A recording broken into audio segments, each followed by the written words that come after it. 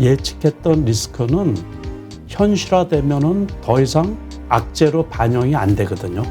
그러니까 잘한다고 하는 사람들도 이렇게 어려운 시장에서는 안 하는 게 답이다. 안 하는 게 무조건 최고인 거예요. 돈 벌면 빼라 그랬잖아요. 항상. 수익 실현하면 수익금, 돈 번 거, 10,000원 투자해서 1,000원 벌었으면 1,000원 일단 빼라. 빼놓으라고 했죠. 오늘 모신 분은 베스트 인컴 남석관 대표님 모셨습니다. 안녕하세요. 네, 안녕하세요. 반갑습니다. 네. 참 오랜만에 오셨죠? 예, 오랜만인 것 같아요. 네, 저희가 한 달에 한 번씩 모시기로 했는데 너무 오랜만에 오셨어요. 이게 뭐 여러 가지 그 날짜들이 겹치면서. 근데 정말 많은 분들이 이렇게 많이 힘들었잖아요. 그렇죠. 2월 달도 그렇고. 그래서 이렇게 힘들 때 우리 슈퍼개미 남석관 대표님의 깊은 인사이트를 들어야 되는데 막 아쉬움을 토로하시는 분들이 너무 많아가지고 일단 지금 참 힘든 장 맞는 거죠? 그렇죠. 맞죠. 그래서 특히 2월 달 같은 경우 1월 달부터 주가가 급락을 했으니까는 그리고 지수상으로 300포인트가 빠졌단 말이에요. 그렇죠. 그러니까는 코스피 기준으로 해서 연초에 2,970포인트였다가 요번엔 2,950 밑에까지 떨어졌었잖아요. 2,650 밑에, 2,647인가 종가 기준으로 해가지고 지난번에는 그 급락해가지고 2,600이 살짝 깨지기도 했었고. 그렇죠.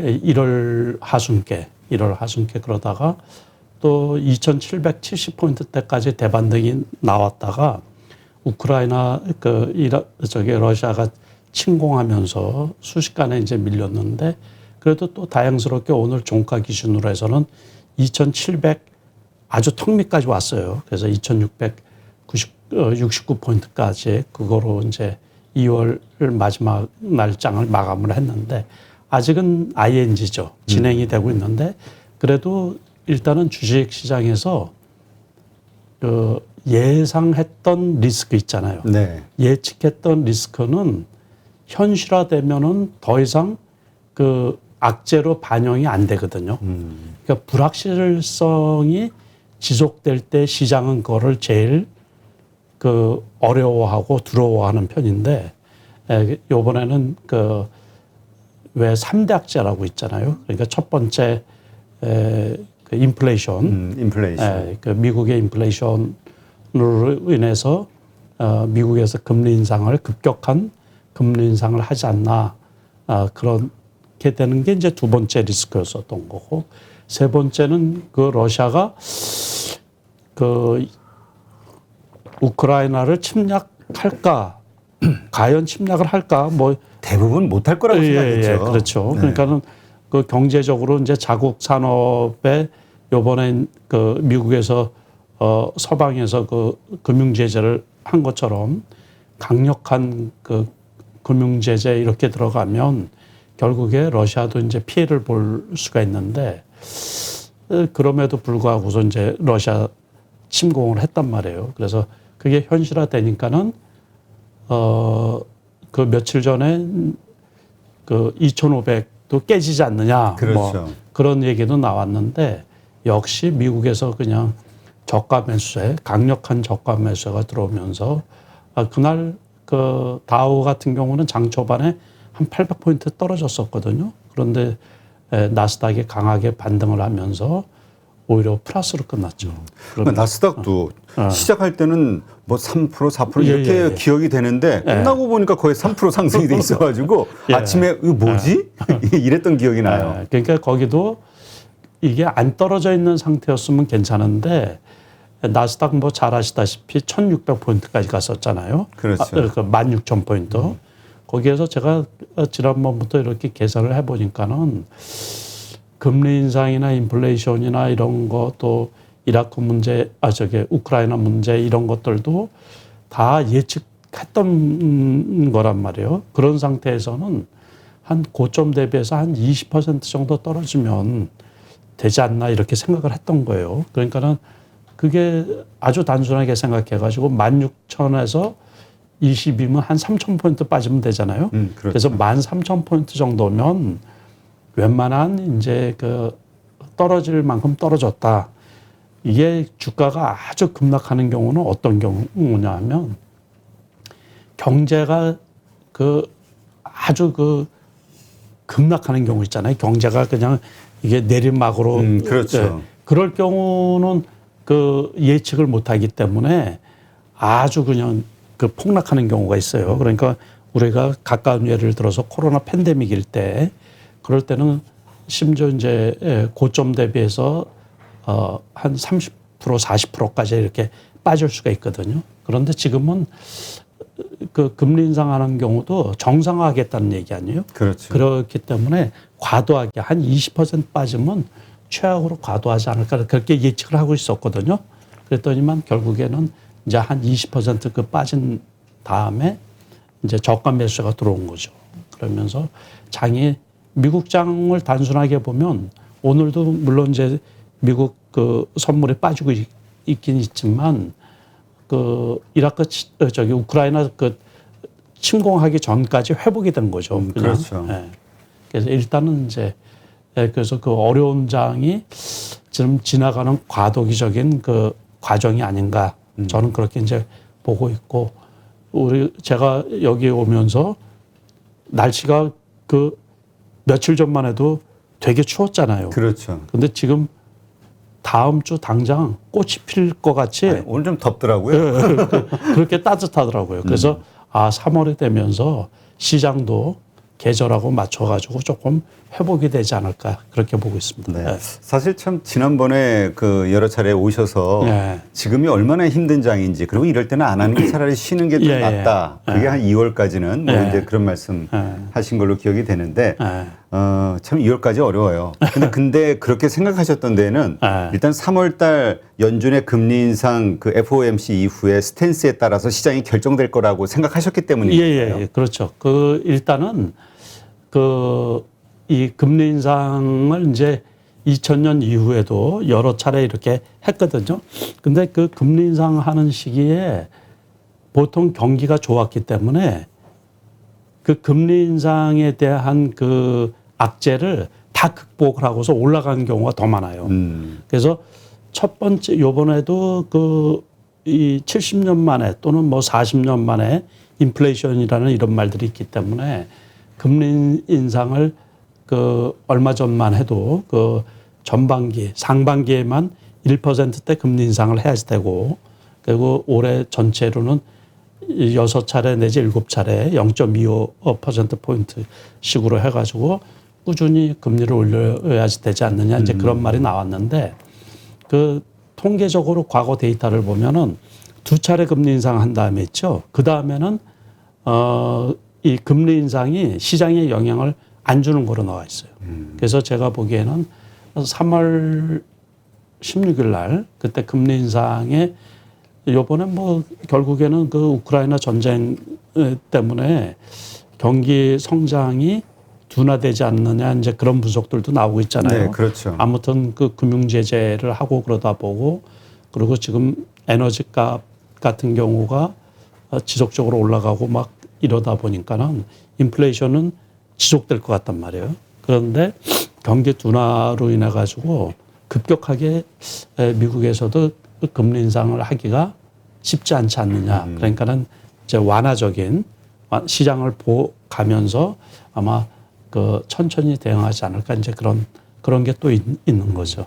그러니까 좀 급격하게 0.5bp 뭐 이렇게 하지 않겠냐 이야기가 조금 쑥 들어갔어요. 근데 마침 또 그러니까 그게 이제 바로 나스닥이 그 장중에 급락했다가 급등으로 끝난 이유라고 이제 나중에 해석들을 하시던데 그때 이제 사실 다음 날인가 다다음 날인가 한국도 한은에서 이제 금리 동결을 했잖아요. 했죠. 그러니까 이런 논리가 좀 통할 수도 있겠구나 이런 생각이 좀 들더라고요. 근데 어쨌건 아직도 시장에는 많은 분들이 불안하죠. 인버스, 그러니까 불확실 해결된 건 없으니까. 그렇죠. 근데 그나마 좀 며칠 전에는 3차 세계대전까지 걱정하시는 분들이 있었으니까 앞으로 또 어떻게 전개될지는 모르지만 어떤 분들은 인버스에 투자하시면서 이거는 시작이다. 앞으로도 몇십 프로는 더 빠진다. 2000선이 위험할 수도 있다. 이렇게까지 보는 분들도 있긴 한단 말이에요. 근데 보는 사람들 다 나름이죠, 나름. 그런데 우리가 이 주식 투자를 이제 오래 해왔잖아요. 그리고 뭐 이렇게 쭉 보다 보면 예측된 파국으로 가는 거 있잖아요. 네. 그런 거는 원하는 게 다 아니거든요. 결국에 요번에 우크라이나 러시아에서 침공을 한 것도 물론 이제 그 우크라이나에서 나토에 가입하는 거를 저지하려는 목적, 군사적인 목적도 있겠지만은 지정학적인 그 목적도 있겠지만은 결국에는 에너지 값이 올라가면서 지들 거 잘 팔아먹는 거 있잖아요.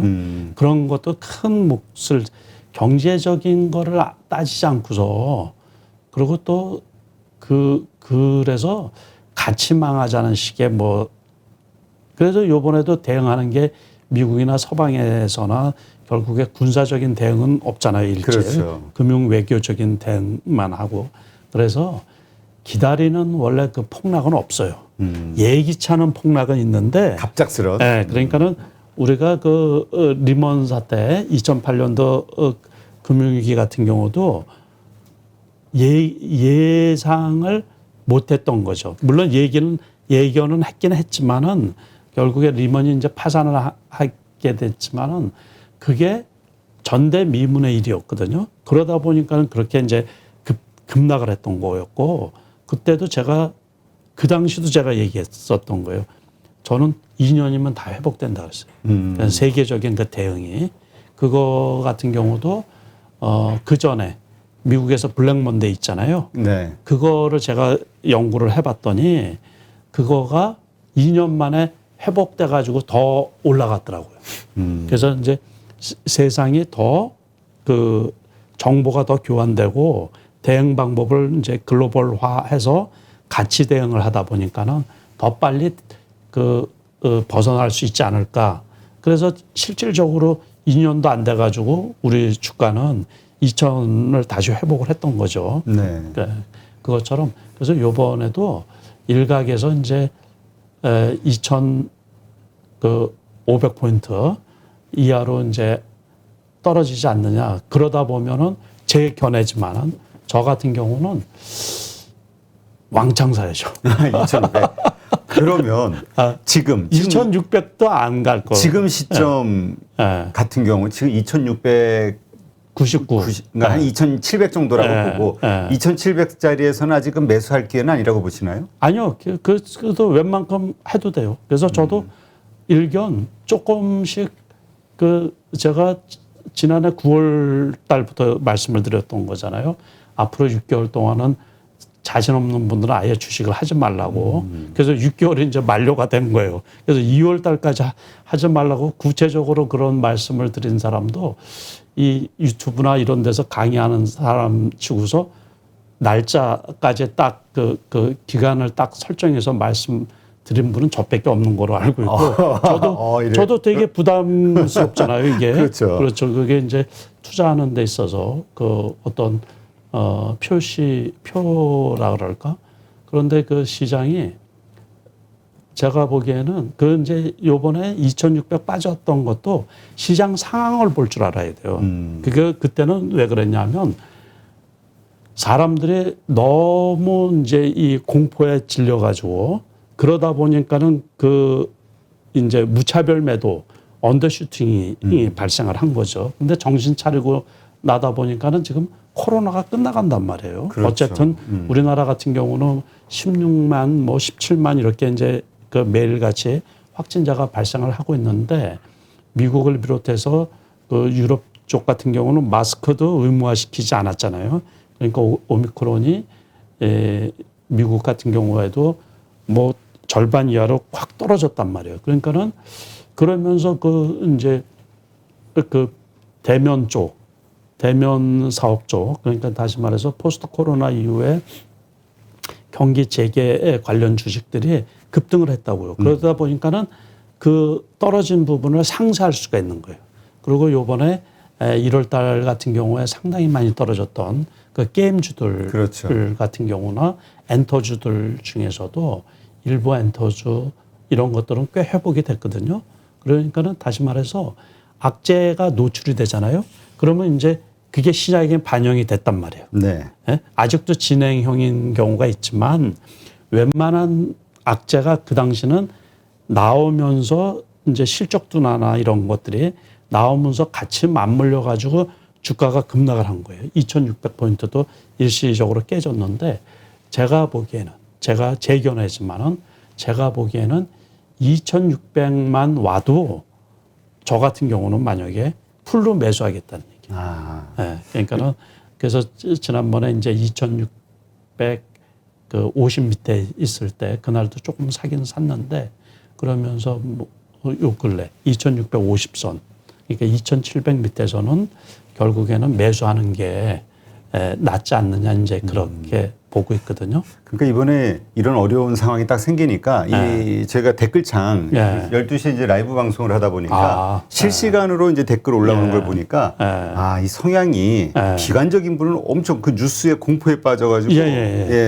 비관적으로 보기도 하고 근데 이제 지금 말씀하신 것처럼 지금 지금 시점은 오히려 사기 시작할 만한 시점이다. 근데 그 뭐죠? 지금 우리 코스피 보면 이전 저점이 좀 낮잖아요. 그래서 지금 쌍바닥을 만들어 나가면서 3월 달에는 좀 상승하지 않을까? FOMC 전후로 해서 이런 기대감도 있었는데 사실 이 러시아 상황이 딱 터지면서 끝났다. 쫙 빠질 거다. 그것도 실제로 그럴 것 같았는데 아니에요. 또 지키면서 아니죠. 반등을 하고 있단 말이에요. 그러니까는 이게 어려운데 이제 차트상으로는 급반등하기는 어려워요.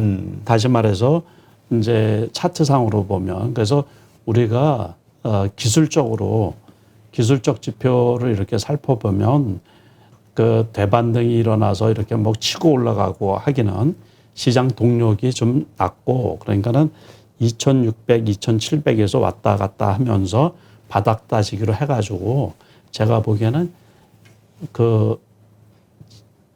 제 입장에서는 2,650만 다시 와도 적극적으로 더 매수를 하지 않을까 이제 그런 생각을 하고 있는 거예요. 그러니까는 그렇다고 해가지고 지금 그래프상으로 기술적으로 벌써 턴에서 이렇게 올라가는 종목들이 있거든요. 리오프닝 주들 많이 오르는 것 같아요. 그런 것들도 있고 HMM 같은 경우도 꽤 올랐어요. 그렇죠. 실적이 괜찮다고 하면서. 근데 이제 그런 것들은 벌써 이제 올라갔던 것들은 벌써 또 이렇게 그 그래프로 따지면 이제 내려오는 그래프 있잖아요. 장기 이동 평균선에 맞아가지고서 이렇게 좀 조정을 보여.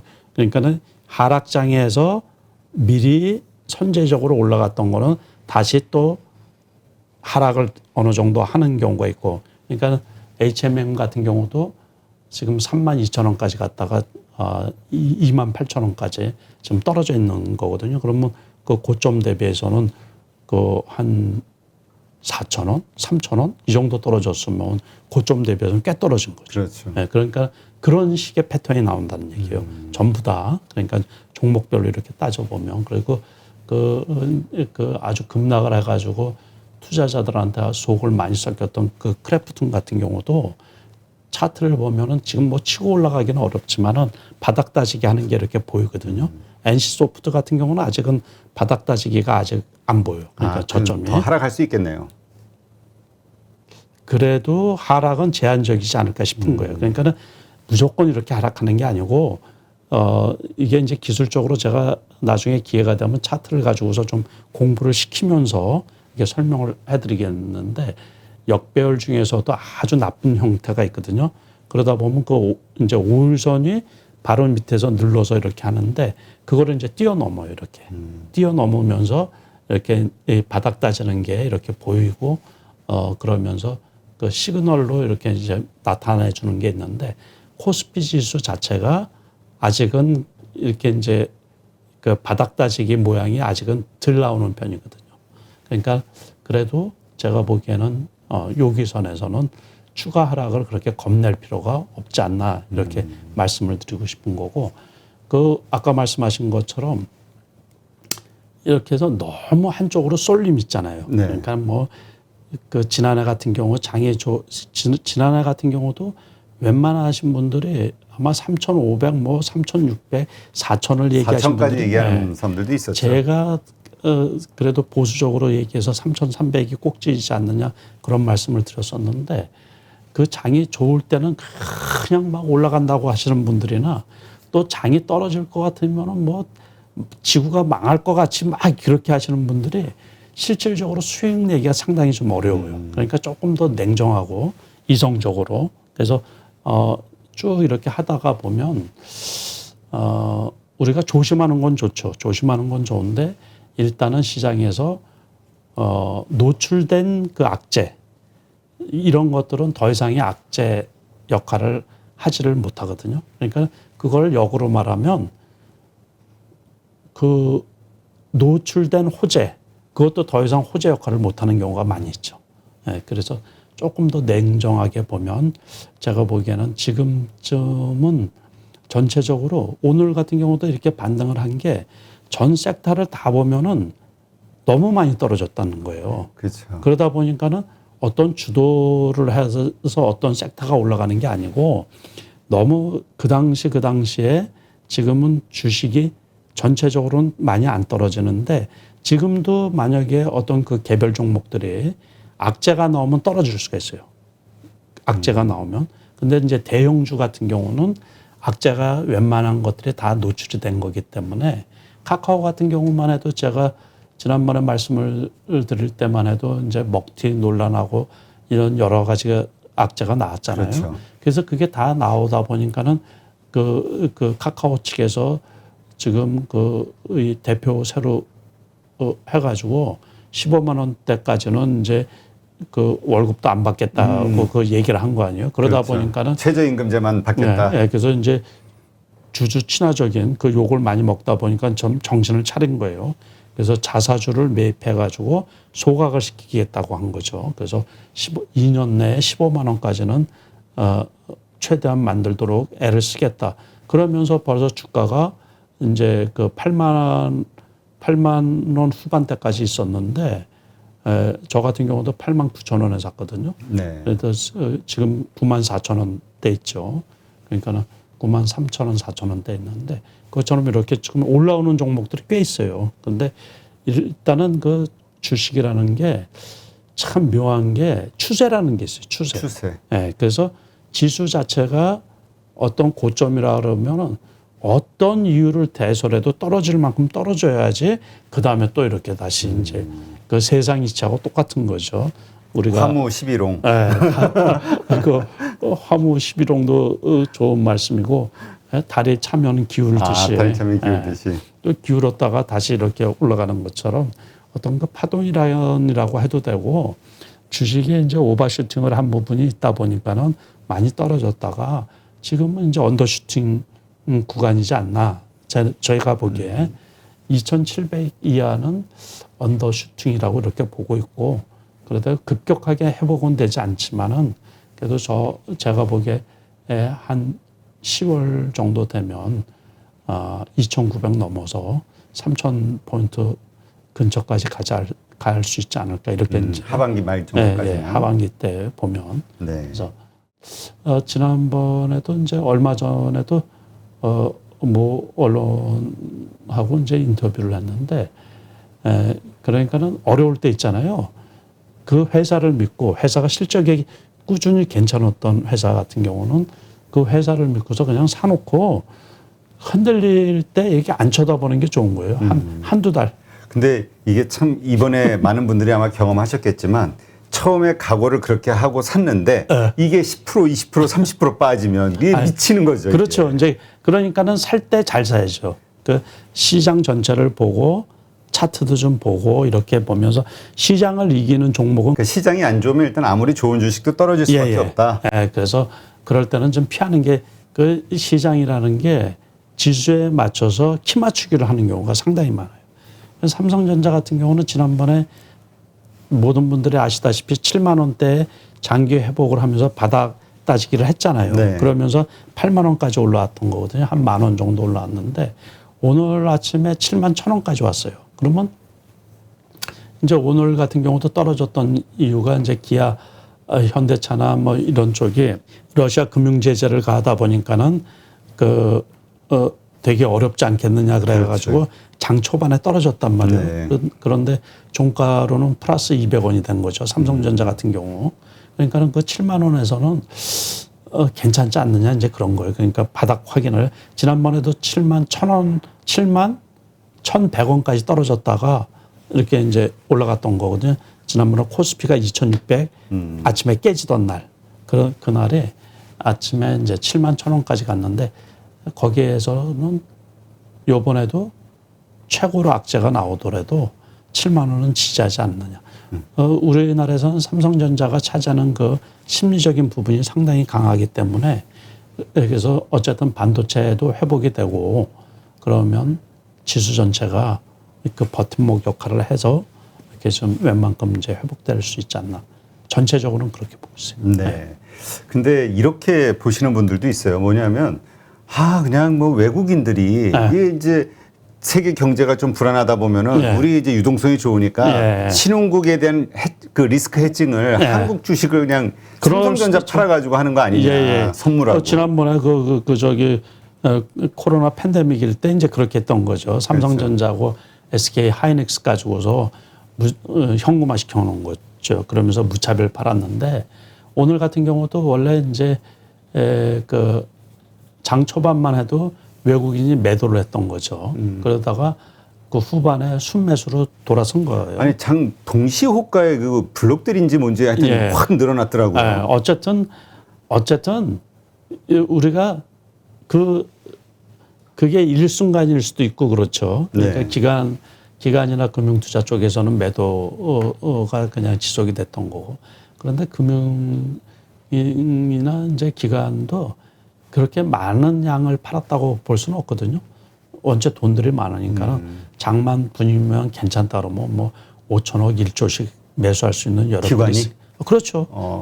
우리 기관이 계속 팔기만 해가지고 기관에 대한 기관 얘기가 나오면 미워 막 이런 심정이라. 그러니까는 아직도 이제 보수적으로 보고 있다라는 얘기죠. 그러니까 시장이 돌았으면 기관은 다시 그냥 사기 시작할 것이다. 그럴 수 있죠. 그러면서 분위기가 더 좋아질 수 있다. 그런데 아직은 이제 매도를 하는 거고. 그 얘기는 아직은 우리가 지금 일단 이 시장의 성격을 좀 한번 아까 잠깐 뭐 하락장 표현을 하셨는데 하락장이면은 계속 더 내려가는 거고 아니면 조정으로 봐야 되는 것인지.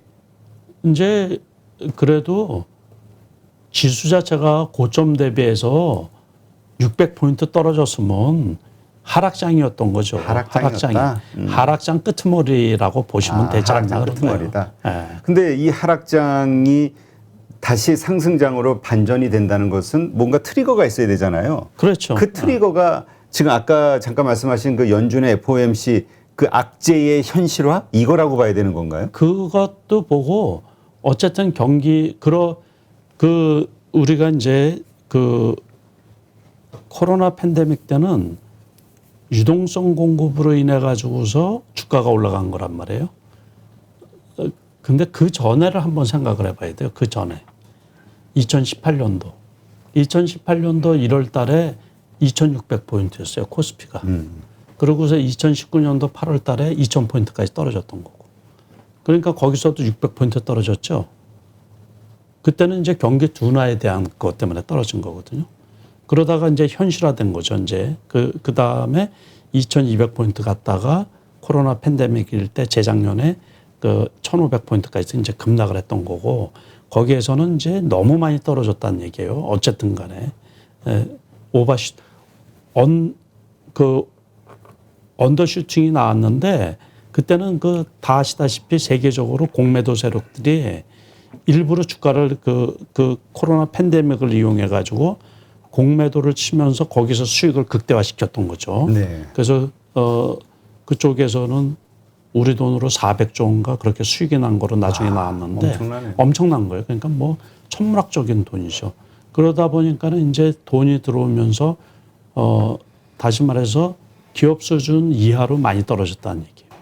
그러니까는 그러면서 이제 또 요번에는 오버슈팅이 된 거죠. 이게 기업 실적에 비해서 돈이 너무 넘치다 보니까 그런 거고 지금 떨어진 거는 이제 너무 올라간 거에 대한 그 반대로 해서 이제 조정을 받는 거라 지금은 그러니까 2,600 정도가 되면 PBR로 따져도 괜찮은 지표상으로 따져도 여기는 저가라는 얘기예요. 그러니까는 그래서 지금은 이제 전체적으로 좀 냉정함을 찾아야 될 때라는 얘기죠. 어떤 쏠림보다는 그러니까는 결국에는 이제 투자의 그 기본으로 돌아가면 우리가 주식 가격이라는 것은 기업 실적에 수렴할 수밖에 없잖아요. 결국에. 그러니까는 기업 실적이 그렇게 나쁜 건 아니잖아요. 우리나라 특히 대기업체들 보면은 실적이 얼마나 좋아요. 그러니까 코로나 그 위기 속에서도 그게 이제 주가에 이렇게 반영을 하다 보면 결국에 지금 가격대는 어떤 그 모멘텀 뭐 이런 걸 떠나가지고 실적으로만 따져도 그러니까 그 가격은 유지가 돼야지 된다 그런 얘기죠. 이제 네. 제가 보기에. 그러니까 지금은 하락장의 끄트머리 그리고 이제 그 실적에 적합한 그렇죠. 이제 그 그러니까는 밸류가 이제 나올 만한 때다. 그렇죠. 실적이 중심이 돼서 지금은 어떻게 보면은 이제 금리 인상기는 역금융장세잖아요. 역금융장세는 결국에 기업 실적이 수반되는 종목들에서 그 주가를 자기 그 실적에 맞춰서 이제 찾아갈 수밖에 없거든요. 그러다 보니까는 실적이 수반되는 기업들은 자기 이 주가를 이제 찾아가는 거죠. 그래서 굳이 이제 더 이상 그 공포 그러니까 실적이 수반되는 종목들 그 기업들은 더 이상 그렇게 겁먹을 필요는 없지 않나 이렇게 보고 있는 거예요. 그 말씀은 외국인들이 뭐 이러저러한 이유로 삼성전자를 매도한다 해도 그렇죠. 결국에는 실적은 좋으니까 그렇죠. 그래서 삼성전자는 올라갈 수밖에 없다. 그러니까는 그 요번에 떨어지는 거는 삼성전자 같은 경우도 미국의 마이크로 같이 떨어지니까는 그 조정을 지금 88불인가 그렇게 되죠. 그러니까 95불 정도까지 97불 정도까지 갔다가 그것도 고점 대비해서는 한 10% 정도 떨어지는 거죠. 근데 지난번에는 그게 그 반도체 가격이 그 디램 가격 그 떨어지고 뭐 그럴 때는 그 80불까지 떨어졌던 거거든요. 그러다가 요번에 세게 올라온 거죠. 세게. 그러면서 우리 삼성전자도 8만 원까지 회복이 됐던 건데 다시 이제 도루묵이 된 거니까는 그러면서 아마 그렇지만은 말씀드린 것처럼 대반등이 아주 세게 올라오지는 않지 않느냐. 그러니까 우리가 다들 기대하는 게 코로나 이후에 급반등이 일어났잖아요. 그러니까 그거는 아니다. 아니다 그런 얘기죠. 그러니까 천천히. 그러면서 이제 악재가 하나하나씩 이제 해소가 되고 어쨌든 그 올 여름만 돼도 제가 보기에는 코로나에서는 벗어나지 않나 그런 생각이 들거든요. 그러면은 어쨌든 경기가 활성화될 거 아니에요. 지금 우리가 인플레이션의 근본 원인을 공급단에서의 그 공급 부족 이걸로 많이 잡잖아요. 그렇죠. 공장이 안 돌아가니까. 그렇죠. 그럼 이제 이게 해결되면 그러면 어쨌든 그러면 이제 경기가 정상화되는 거죠. 그러니까 그쪽에서 수혜를 받을 만한 것들은 미리 올라가는 것들이 있는 거고 그러면서 이제 모든 게 그 제자리를 찾아가는 그 과정이지 않나 지금. 그래서 아까 말씀드린 것처럼 한 3분기 정도만 해도 3,000포인트 근처까지 갈 수 있지 않을까 이제 그렇게 제가 그래서 긴 안목으로 보면 그래서 말씀드린 게 그거예요. 그래서 저 회사 괜찮다 그러면 그냥 사놓고서 한 달, 두 달 정도 보지 않는 것도 투자 방법 중에 하나다. 그렇게 생각을 하죠. 그러니까는 그 자기가 산 종목을 공부를 좀 많이 해봐야죠. 그러니까 괜찮다라고 판단하는 근거는 말씀대로 실적이다. 실적이. 그렇죠. 뭐 실적밖에 원래는 그 주식 투자에 그러니까 주식 투자를 왜 하는지 그 주식 투자가 어떤 건지 그것부터 생각을 해보시라는 거죠. 그러니까 주식 투자는 결국에 기업이 버는 거를 기업이 돈을 벌어서 그 과실을 쉐어하는 거 아니에요. 그렇죠. 그게 가장 주식 투자의 기본이거든요. 그러니까 돈 잘 버는 회사 그런데 이제 돈을 잘 번다고 해서 무조건 주식이 올라가는 건 아니죠. 그거는 그 반영이 되어 있기 때문에 앞으로도 계속 잘 버는 기업이 좋다라는 얘기죠. 그러다 보니까는 우리가 성장성도 같이 반영을 하는 게 주식 투자라는 거죠. 그러니까 주식 투자가 어렵죠. 그렇죠. 근데 이제 작년까지도요. 작년 하반기까지도 이제 성장주 시대였잖아요. 그래서 뭐 실적이 많지 않음에도 없음에도 예. 뭐 PSR로 계산한다고 예. PBR 심지어 이런 걸로 계산됐던 주식들이 많이 있단 말이죠. 네. 그리고 그런 주식들이 상당히 많이 주가가 올라갔죠. 올라갔었고 인기가 있었고. 근데 지금 주가는 뭐 20% 이렇게 빠졌지만은 종합주가지수는 그런 것들은 뭐 50% 반토막이 난 60% 거죠. 막 예. 빠졌단 말이죠. 예. 그러면 지금 그걸 들고 있는 분 입장에서는 예. 앞으로 더 빠질 거를 생각하고 팔아야 되느냐 아니면 이미 빠질 대로 다 빠졌으니 이제는 기다리면 그냥 또 올라가지 않겠냐. 그러니까는 어느 정도 올라가죠. 어느 정도. 그러니까는 이제 지금은 그 하다못해 거래 정지된 데든가 상폐당하는 주식이 아니라 그러면은 지금 파는 거는 진짜 아니죠. 많이 물린 주식들은. 그렇죠. 그럼요. 그 지금 뭐 반토막이 나고 그러는데 거기서 파는 거는 아니죠. 그러니까 그 말은 우리 이제 보통 이런 얘기 하잖아요. 종목 교체. 그러니까 지금 있는 걸 팔고 잘 올라갈 만한 걸로 바꾸자. 근데 그건 또 어렵죠. 근데 이게 말처럼 쉬운 게 그렇죠. 아니란 말이에요. 이게. 그래서 그런 분들은 이제 리스크 다시 말해서 손실률이 조금 회복이 되면 이제 바꾸는 게 낫죠. 근데 그 어느 정도 예를 들어 50% 손실 났어요. 반토막. 저 바이오주 어느 분이 상담하시는데 80%까지 손실 나신 분도 있더라고요. 근데 이런 분들 입장에서 그럼 어느 정도 회복이 되면 손실이 작아지면이라고 표현하셨는데 대략적으로 사람마다 다르겠지만. 근데 그거는 종목마다 틀려서 구체적으로 이렇게 말씀드리기가 어려워요. 근데 제가 이렇게 쭉 보면은 그러니까는 손절할 타이밍을 놓친 거죠. 그렇죠. 그러니까 보통은 보면은 어떤 주식이 이제 이제 10,000원짜리라 그러자고요. 만 원짜리였는데 그때 그분이 그 주식을 샀을 때는 좋아서 샀을 거예요. 그렇죠. 좋아서 샀는데 그 시장에 각광을 받는 주식 같은 경우는 보통 그 가격에서 한 80%까지는 올라와요. 항상. 그럴 때 그냥 팔면 되거든요. 근데 그때 못 팔다 보니까 떨어지고 또 떨어지고 이제 그 짝이 난 거죠.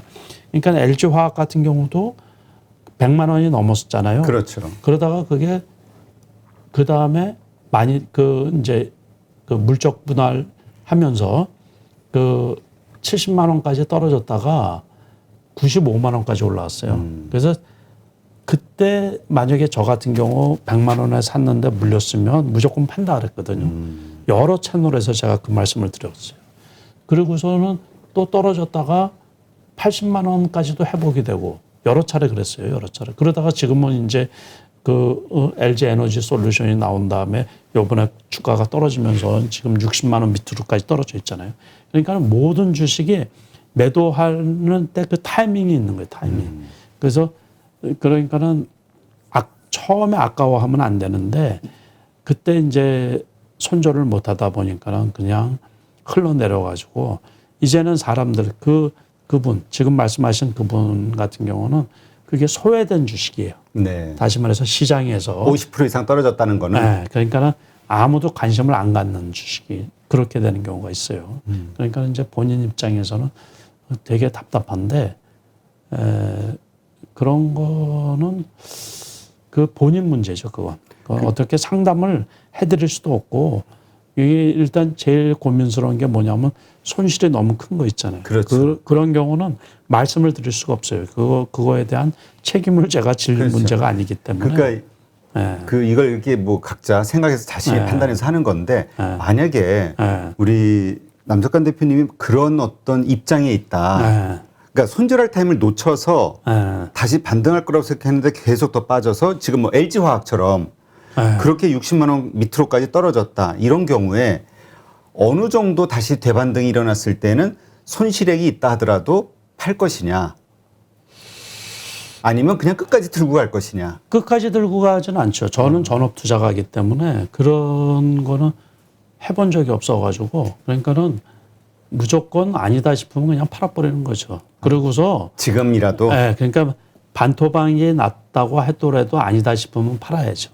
팔고서 그 대신 이제 저하고 그냥 일반 투자자분들하고 차이가 하나 있는데 제일 큰 차이가 뭐냐면 저도 손실 날 때가 많이 있죠. 그런데 저는 회복 능력이 있거든요. 그러니까 다시 오를 만한 주식을 잘 선택하실 수 그렇죠. 있는 능력이 있으니까. 근데 일반 분들은 그런 능력이 안 되거든요. 안 되니까. 그래서 말씀을 못 드리는 거예요. 그러니까 그럴 경우에는 이제 물론 이제 그렇지만 그럼 이렇게 질문을 드릴게요. 50% 손실이 났는데 다시 반등이 된다. 그러면 보통은 내 본전 오면 팔아야지 이런 생각하잖아요. 그러면 안 되죠. 이게 안 된다는 거잖아요. 그러면 그러니까 시장하고 맞춰가지고 시장 그때 시장이 회복이 되잖아요. 그럼 그때 또 리딩 주식이 있어요. 그래서 이 투자자분들이 참 좀 안쓰럽고 좀 제가 보기에 그런 게 뭐냐면 주식을 안 한다 그래요. 이제 그런 분들 평생 안 그렇죠. 내가 본전만 오면 나 이거 다시는 안 쳐다본다 이런 앞으로 얘기하지. 주식 절대로 안 한다 그러는데 그러다가 이제 재작년처럼 그 장이 또 좋아서 막 올라가잖아요. 그러면 또 확 몰려들어요. 그러니까 좋을 때 몰려들고 좋을 때 몰려들고 그러다 보면 또 요번에 이제 지난해 같은 경우 사가지고서 거의 대부분 투자자분들이 다 애를 먹고 있거든요. 그렇죠. 그러면 지금 이런 이제 지난해 같은 경우 이런 채널이나 유튜브 같은데 주식해서 돈 번 거 그 자랑하고 막 그러신 분들이 얼마나 많아요. 그러다 보면 이제 안 하던 분들도 그냥 막 몰려들어가지고 그래서 이제 어떤 그 기초 지식도 없이 기본 지식도 없이 해가지고서 손해 보신 분들이 되게 많거든요. 그러면 또 똑같은 생각. 이제 내가 절대로 주식을 안 하겠다고. 그러다가 또 이제 또 장이 좋고 막 그럼 또 이제 또 덤벼들고 그러시거든요. 그러니까는 이제 그런 거를 이게 되풀이 안 하려고 하면은 공부를 좀 많이 하셔가지고 그래서 이번에도 좀 안타깝고 저 역시 마찬가지로 벌써 지난해 그 여름에 제가 이렇게 보니까는 코스피 일본 같은 게 꺾였단 말이에요. 그렇죠. 역배열로 이렇게 나오고 그러면은 어디까지 떨어질지 몰라요. 그러면 그냥 안 하는 게 최고예요. 그러니까 지난번에 그런 말씀하셨던 게 기억이 나요. 그 투자 대회에서의 그 투자 성적 보면서 이렇게 잘한다고 하는 사람들도 이렇게 어려운 시장에서는 안 하는 게 답이다. 안 하는 게 무조건 최고인 거예요.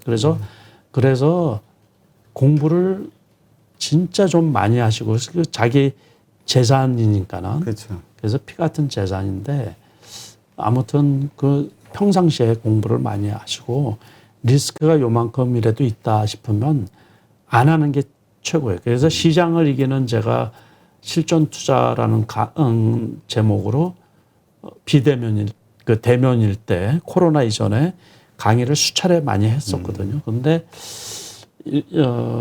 원래는 시장을 이긴다라는 말 뜻이 지수 상승률보다 초과 수익이 나면 그냥 시장을 이긴다고 그렇게 얘기를 하거든요. 근데 일반 투자자분들이나 저 역시 마찬가지로 그 하락기 있잖아요. 그럴 때는 안 하는 게 최고예요. 그러다가 이제 바닥이 어딘지는 아무도 몰라요. 그런데 그 꼭지가 누군지도 아무도 모르고. 그렇죠. 그러니까 그 주식이 어려운 거죠. 근데 아까 말씀하셨듯이 우리가 위험을 좀 예상할 수 있는 거는 코스피 차트. 그러니까 이게 5일선이 21선 아래로 내려갈 때 뚫고 그때는 일단은 안 하는 게 최고죠. 그때 그런 시그널이 딱 나오면 일단 스톱하는 게 낫다. 그러니까 제가 삼성전자를 88,000원일 때 그게 이렇게 보이더라고요. 87,000~8,000원일 때. 그러면서 제가 그게 벌써 작년 여름인데 그때 이렇게 보니까는 제가 그때 다른 채널에서도 그 말씀을 드렸거든. 이게 개별주라 그러면 무조건 판다고 안 하고 대형주니까는 괜찮을 줄 알았는데 역시 그게 맞는 거죠. 지수도 마찬가지예요. 그러니까 지수도 제가 이제 자료들을 계속해서 모아두고 있는데 지수도 1월 달에 그 코스피 코스닥 지수가 저렇게 나오면 무조건 그냥 초기에 팔아야 되거든요. 완전 역배열로 해가지고 단기 이동 평균선이 위에서 누르고 있단 말이에요. 그러면 종목들도 그런 종목들이 되게 많이 나와요. 네. 그럴 때는 끝이 어딘지를 몰라요. 그러니까는 지금 이 NC 소프트 같은 거 그래프. 그러니까는 크래프톤이 요 얼마 전까지 그랬어요. 그렇죠. 하염없이 내려왔죠. 네, 그러니까 그런 그래프가 지수 관련주들이 그런 그래 대형주 중심. 그러니까는 코스피 지수가 그렇고 코스닥 지수가 그렇다는 얘기죠. 네. 네, 그러니까는 그럴 때는 안 하는 게 무조건 최고예요. 그 가장 물론 매번 똑같을 수는 없겠으나 어쨌든 가장 좀 확률이 높은 건 5일선이 21선 아래로 꼬꾸라질 때 그렇죠. 이제 그때 이렇게 주가가 개별 종목 같은 경우는 개파락하는 경우 있죠. 뭐 지수도 개파락하는 경우가 있어요. 그렇지만은 이제 상승장에서는 그렇게 나오는 경우가 거의 없어요. 그러니까는 거기에서 꼭지를 며칠 이렇게 보여주거든요. 그러니까 상승 타는 종목 있잖아요. 그런 경우도 꼭지를 이렇게 몇 번씩 보여줘요. 근데 이제 그 이상 못 올라가고 꺾이면 아 이게 고점이구나. 그러니까 아주 단순한 거는 이제 종목으로 따져가지고 호재가 나왔는데도 주가가 더 못 올라가잖아요. 그러면 벌써 그게 이제 꼭지라는 의미죠. 그러니까 역으로 말해서 제가 수차례 말씀을 드렸지만은 악재가 나왔는데도 주가가 더 안 떨어지잖아요. 그럼 바닥이라는 얘기죠. 요번에 그 미국 주가가 반등을 한 것도 마찬가지예요. 바닥이 이제 확인이 그러니까 되고 뭐 있다. 저가 매수서 어쩌고 저쩌고 우리가 얘기를 할 수는 있지만 어쨌든 그런 최악의 악재가 나왔는데 뒤집기를 한 거예요. 이게 떨어지다가 그러면 이제 거기 선에서는 그 떨어질 때 그 가격 거기에서는 공포에 의해서 이렇게 파는 거지만은 그게 벌써 이제 시장에서 안 먹히는 거예요. 그러면 이제 바닥이다라는 거예요. 그러니까 그게 철칙이에요. 그러니까는 오버슈팅 할 때도 마찬가지고 언더슈팅 할 때도 마찬가지고. 네. 그래서 지금 갖고 계신 분들 중에서 냉철하게 판단을 해가지고 이 회사가 망할 회사는 아니다 싶은 경우는 조금 참고 버티시고 그래서 거기에서 시장하고 맞춰가지고 시장하고 이 회사가 그 기업이 섹터 자체가 어떤가를 이렇게 좀 살펴보시고 성장 산업인가? 네, 그래서 돈을 계속해서 벌 가능성이 있나 아니면 그냥 그 빚만 얻어가지고 회사를 그냥 영위하는 기업들도 꽤 있잖아요.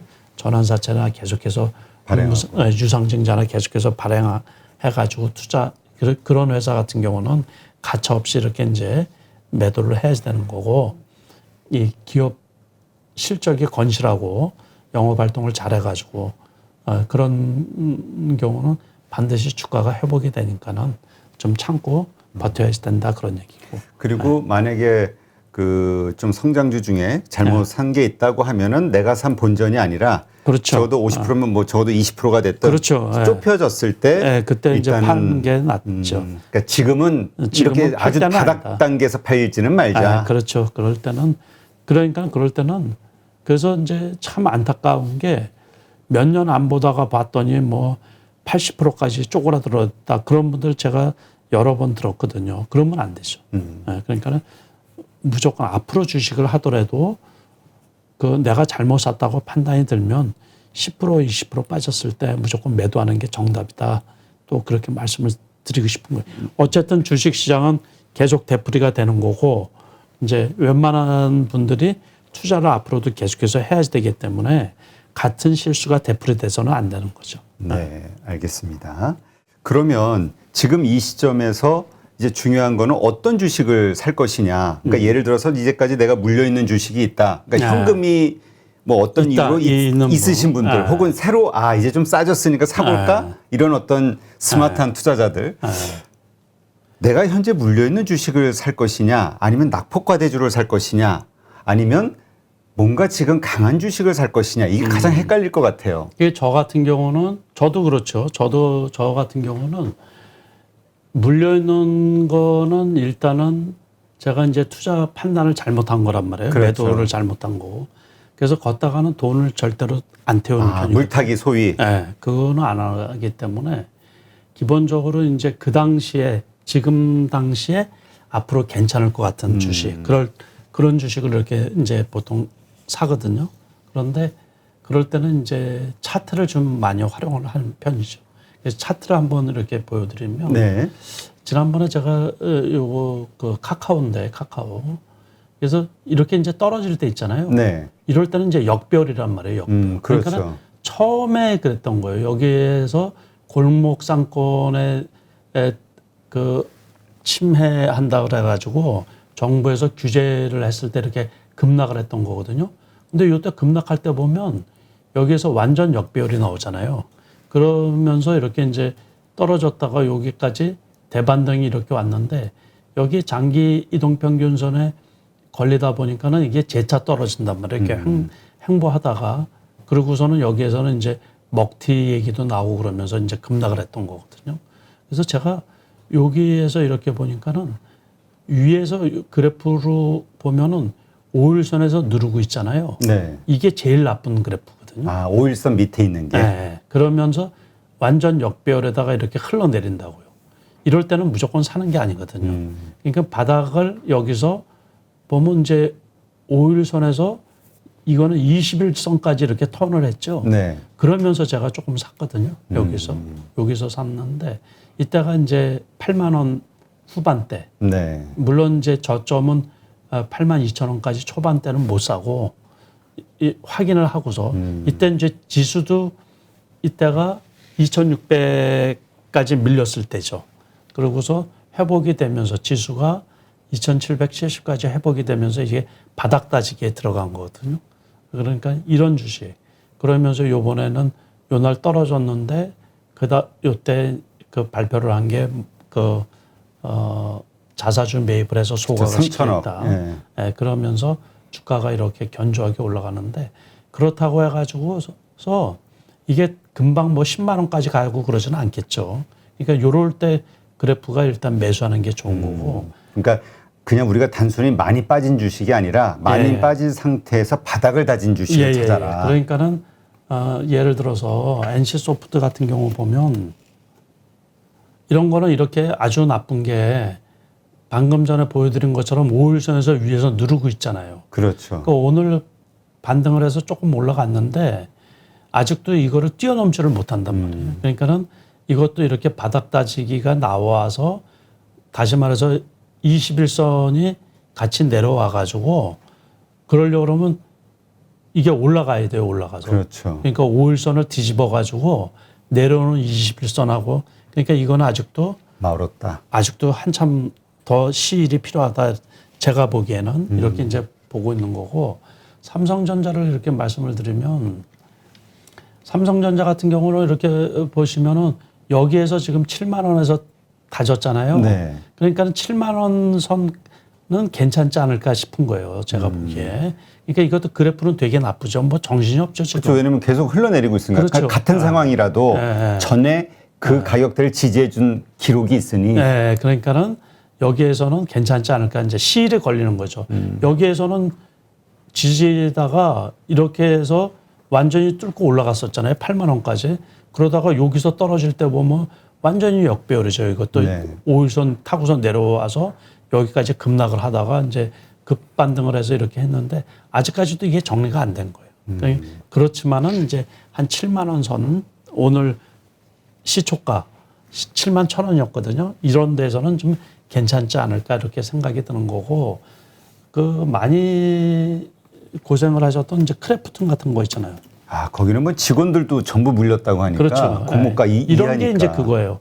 여기 떨어질 때는 그거하고 똑같았던 거예요. NC소프트하고. 그러네요. 그러니까 21선이 있으니까 21선까지 못 가고서 재차 떨어진 거죠.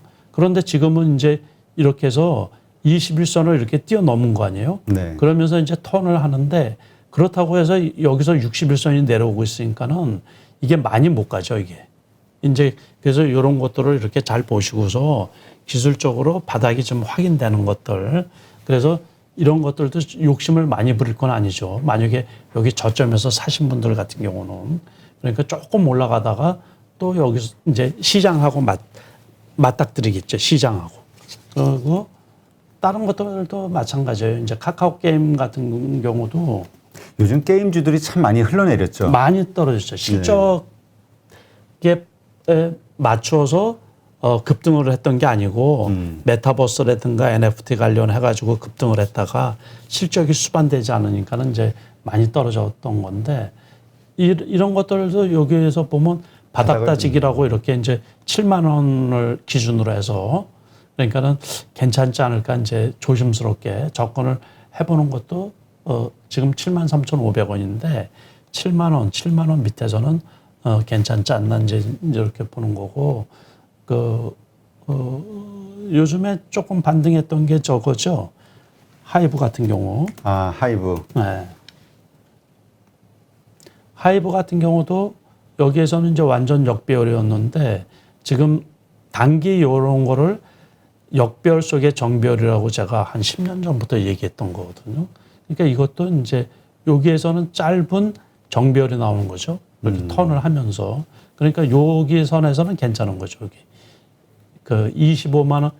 5일선이 21선을 뚫고 올라가는 그 여기 타이밍에서는 그때. 괜찮은 거죠. 그러니까 그러면서 그러는데 이것도 이거를 뛰어넘을지는 이제 지켜봐야죠. 그러니까 이제 문제는 저 현대차, 예, 현대차 기아 이거 하나만 더 좀 봐주시죠. 네, 어떻게 그러니까 보시는지. 현대차가 그래프가 되게 나빠요. 그러니까 지금 워낙 많이 작년서부터 물리시고 시간의 싸움에서 녹아나셔가지고 이것도 그래프상으로는 되게 나쁘잖아요. 그 바닥을 못 다지고 있네요. 그렇죠. 네, 그러니까 이제 좀 아시겠죠. 네.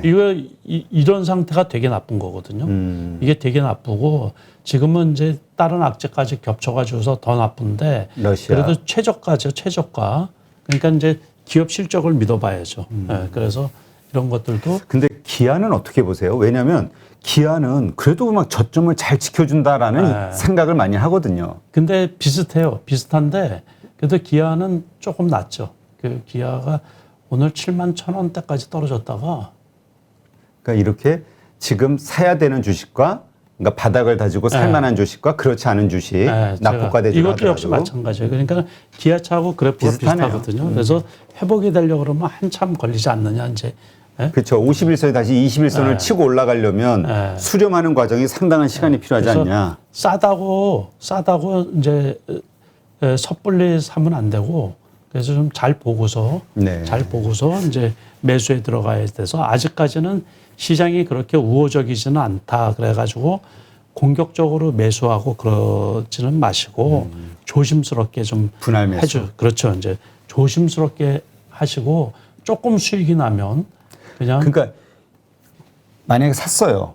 바닥을 수렴을 하고 이래서 뭐 카카오 게임즈가 됐든 카카오가 됐든 언제 팔아야 됩니까 그럼? 그러니까 이제 그것도 기술적으로 보시고서 아까 제가 말씀드렸잖아요. 그 위에 저항선? 네, 그렇죠. 그때 되면 그 파는 게 좋지 않은가. 그래서 제가 예를 들어서 HMM이 그랬던 거거든요. 네. 여기에서 아주 그래프가 나빴는데 여기에서 턴을 해서 이렇게 올라왔잖아요. 뚫고 올라갔네요. 네, 올라왔는데 제가 볼 때는 여기를 못 뚫을 것 같았는데 이걸 뚫더라고요. 그래서 그 32,000원까지 갔는데 그래서 그 운 좋다 그래가지고 저는 여기서 이제 다 팔아버렸더니 오늘 이렇게 떨어졌는데 이거를 지탱하고서 갈 수 있는지 또 더 떨어지는지 이제 봐야죠. 지금은 애매한 가격. 근데 이런 경우는 어떻게 해야 됩니까? 지금 말씀하신 대로 저게 121선이죠. 맨 위에 게. 그러니까 뭐 121선이 됐든 뭐가 됐든 그 위에 저항선을 뚫고 올라갔으니까 돌파를 하고 그 위에 올라갔단 말이죠. 그리고 저렇게 하루 이틀 그 위에서 머물러줘요. 그러니까 저항선 다 벌써 이제 다 했다고 느껴져야죠. 계속 올라갈 거라고 생각하고 그때 들어가는 분들 돌파했을 때 들어가잖아요. 그럴 때 시장하고 같이 매칭을 시켜봐야죠. 시장하고 시장이 계속해서 좋은 장이냐 그거는 아니고 시장이 근데 만약 좋다면 계속 가는 거고 이거를 보세요. 그럴 때는 이제 그래프에서 거래량하고 같이 봐가지고 추가적으로 올라가려고 그러면 거래량이 계속 터져야지 되거든요. 그런데 벌써 여기에서 꼭지인 시그널이 나오잖아요. 음봉이 나오면서 그래서 저는 여기에서 다 팔아버려가지고 그래서 여기에서 또 이게 추가로 올라갈는지 떨어지는지를 모르거든요. 그러니까는 자신감이 없죠, 이게. 그렇죠. 네, 그러니까 그럴 때는 그냥 안 하는 게 좋은 거죠.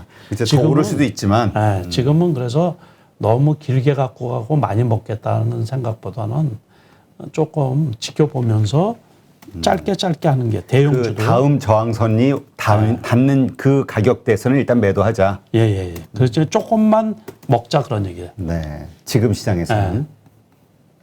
그러니까 에코프로 같은 경우도 이렇게 보면 여기에서 많이 지졌죠. 지난번에 내부 뭐 정보에 의한 매도 뭐 어쩌고저쩌고 나왔는데 요거를 이렇게 확대해서 보면 여기에서 그래프가 괜찮아 보였거든요. 그래서 조금 자기가 투자할 때는 좀 세심하게 좀 살펴봐 가지고 그 시장하고 매칭을 해 가지고 항상 그래서 시장을 이기는 종목은 거의 없거든요. 그러니까는 그 당시 안 떨어지더라도 나중에 떨어져요. 나중에.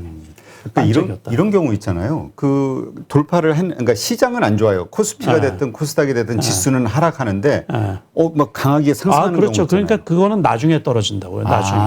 그러니까 나중에 그래서 시장은 아주 급락하는데 내 거는 좋네. 이렇게 좋아하실 게 아니고 그러니까 이건 계속 갈 거야. 그때는 이렇게 무조건 생각하는 게 아니라. 팔고서 기다리시는 거예요. 그렇지 알겠습니다. 않고 그거를 이 주식은 좋은 주식. 시장을 이기는 종목은 없다 그랬잖아요. 제가. 그렇죠. 그래서 그거는 나중에 떨어진단 말이에요. 그러니까는 얼른 그때 같이 팔아주는 게 좋은 거죠. 네, 그렇군요. 지금 이번에 이제 상당히 어려운 시장이 연속이 됐는데 대표님도 혹시 그때 거래를 하셨나요? 아니면 아예 좀 쉬셨나요? 1월, 2월. 단기 매매하는 것들도 하고 그래서 요번에 뭐 에너지 관련주들은 급등한 것들 꽤 있었잖아요. 네. 그래서 대성에너지라든가 스몰캡에서 GSE라든가 또 한국석유라든가 뭐 이런 것들 또 식량 관련주 이런 것들도 급등한 것들이 팜스토리라든가 뭐 이런 것들은 제가 트레이딩을 좀 하긴 했거든요. 그러니까 대형주들은 추가로 사고 뭐 이런 것들은 아주 제한적으로 조금만 샀고 그런 개별주들은 또 트레이딩을 하고 치고 빠지고 뭐 매매하고 그랬죠.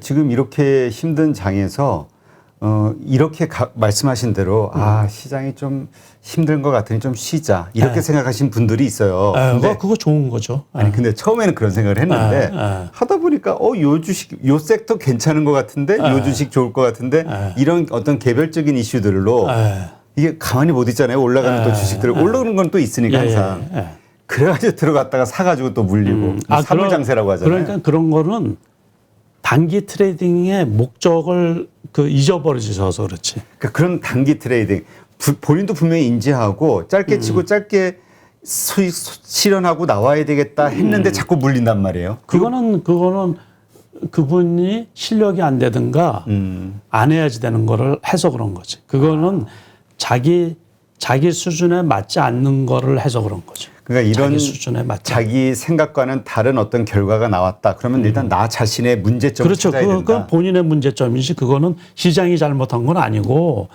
폭락장에서도 급등하는 게 있었잖아요. 그렇죠. 그러니까 요번에 우크라이나 러시아가 침공을 하면서 에너지 대란이 일어나고 에너지 가격이 급등을 하니까는 가스 관련주들이 급등을 했던 거예요. 그리고 지금도 역시 마찬가지로 그래서 그런 경우는 미국 선물 있잖아요. 네. 에너지 선물이라든가 곡물가 선물 그런 거를 보시고서 대응을 했으면 거기선 수익이 났던 거죠. 그런데 그게 많이 오른 다음에 사면 안 되는 거죠. 그것도. 그러니까 많은 분들이 시장에서 이미 좋다라고 생각할 얘기가 나올 때 들어가니까 다 물리는 것 같아요. 그러니까 그거는 선물 보고서 하셔야죠. 그래서 벌써 이제 요번에 코인 가격은 코인은 24시간 하잖아요. 그렇죠. 그러니까 그것들이 벌써 급락을 하면 미국의 나스닥이 떨어질 거 같이 떨어지잖아요. 그럴 때 이제 그런 거 대응을 하는 거하고 거의 이 곡물가 선물이라든가 원유 에너지 섹터의 선물도 24시간이 이게 돌아가거든요.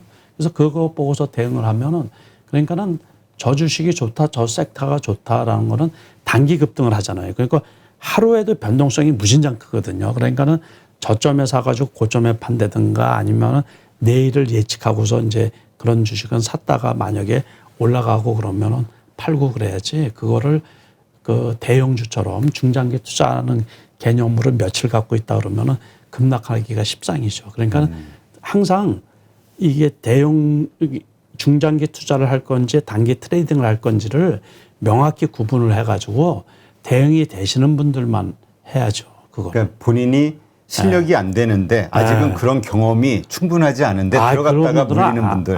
그런 분들은 그 본인이 진짜 잘못하시는 거죠. 그러니까 아주 조그맣게 연습 삼아서 하든지 그렇죠. 안 하는 게 낫다. 안 하는 게 낫죠. 그래서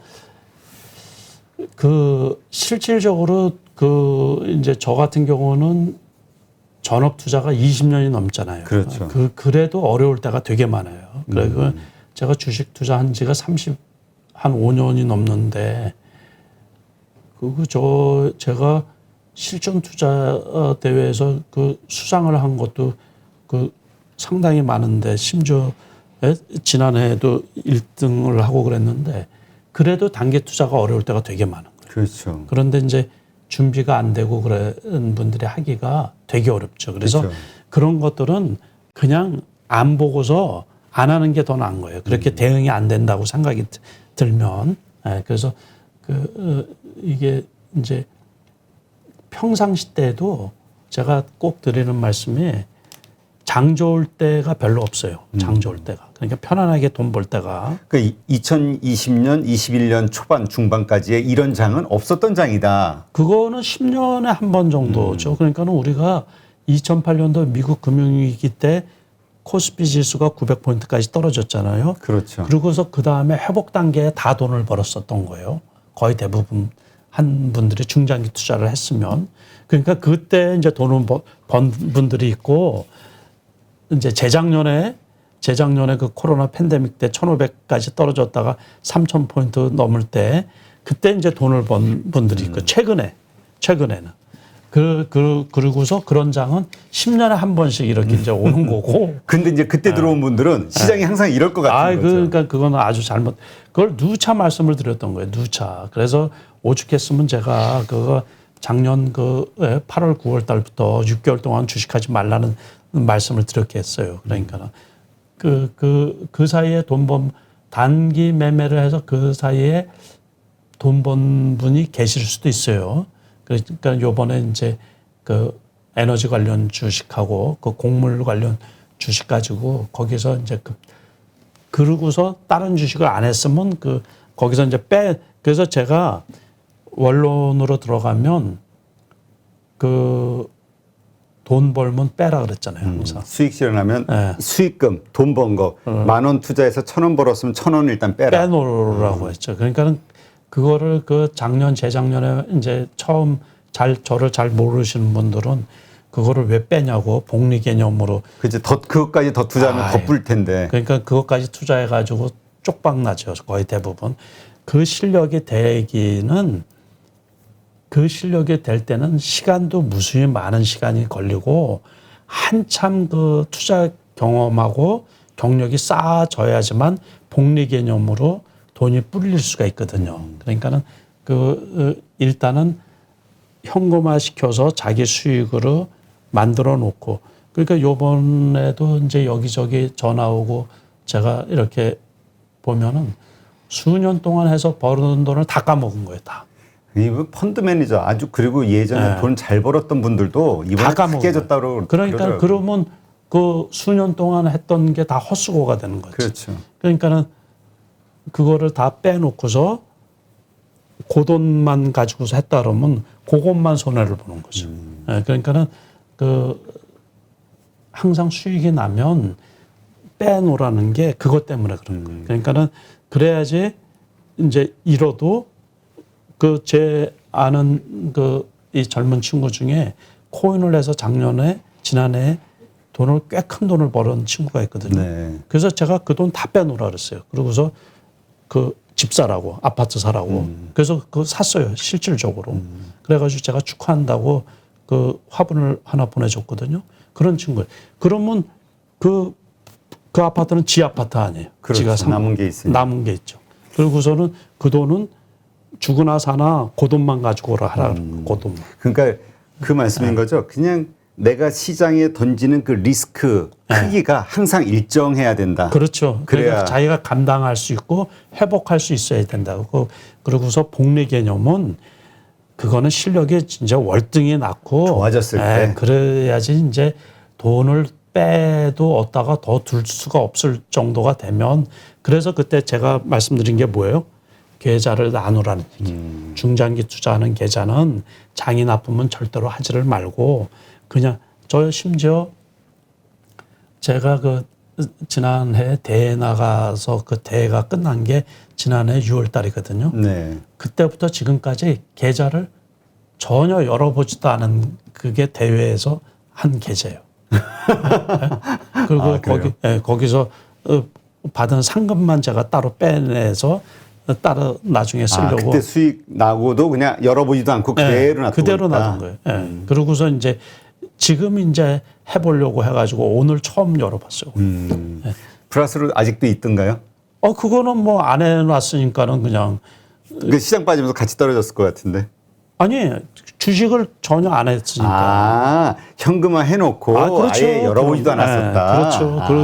그 네. 대회 끝나고 나서 지금까지 한 번도 그 계좌로 상금도 들어오거든요. 그 상금만 제가 그냥 그 세금까지 포함해서 5천만 원 빼가지고 다른 데다 놔두고 계좌로. 네. 그러고서는 그 정도 그게 장이 안 좋다고 생각이 들면 그 안 하는 게 최고인 거예요.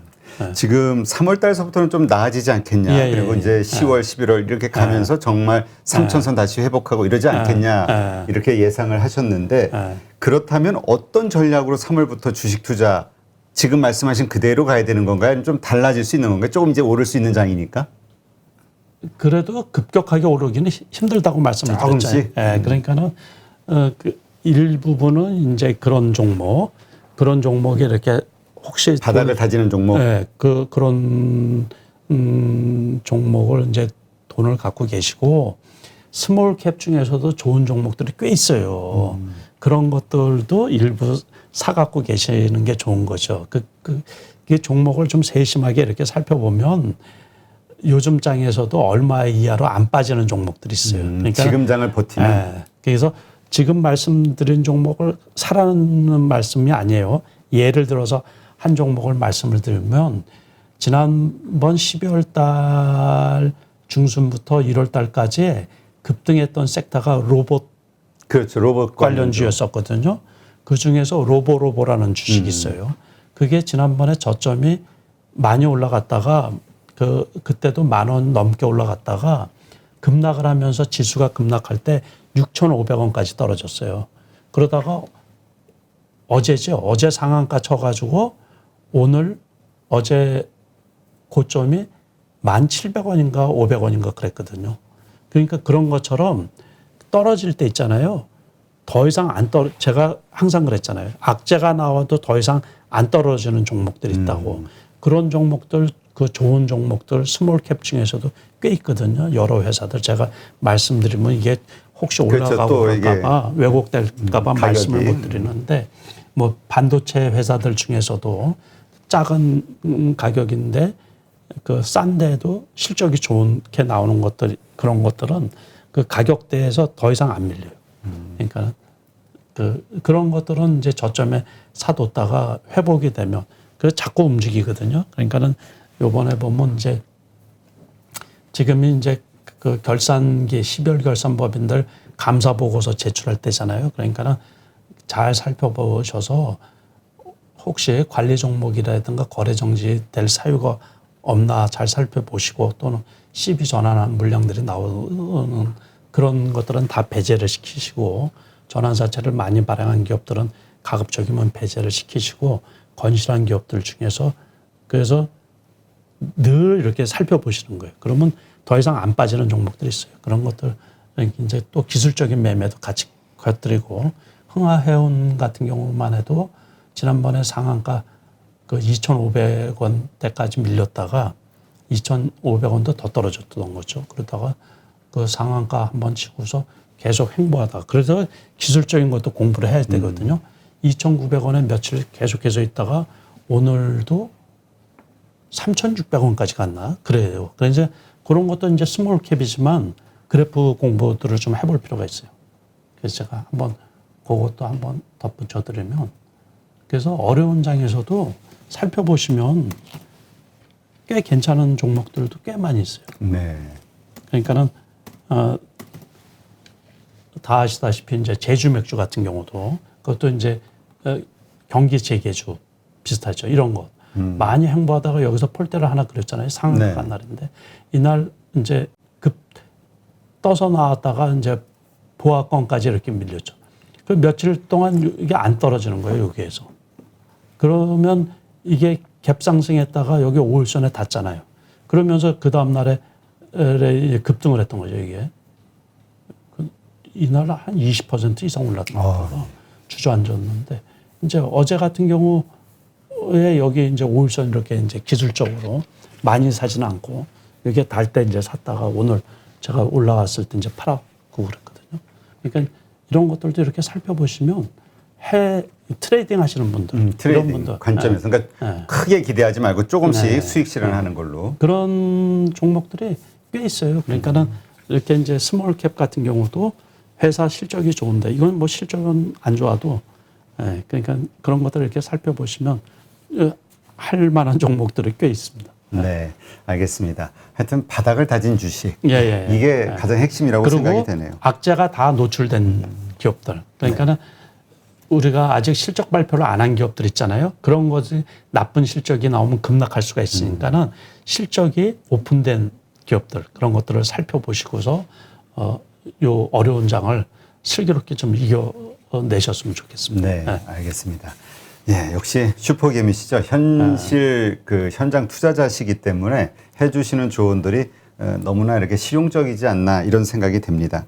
오늘 정말 좋은 인사이트 함께 해주신 베스트인컴 난석관 대표님 정말 감사드립니다. 예, 감사합니다. 고맙습니다.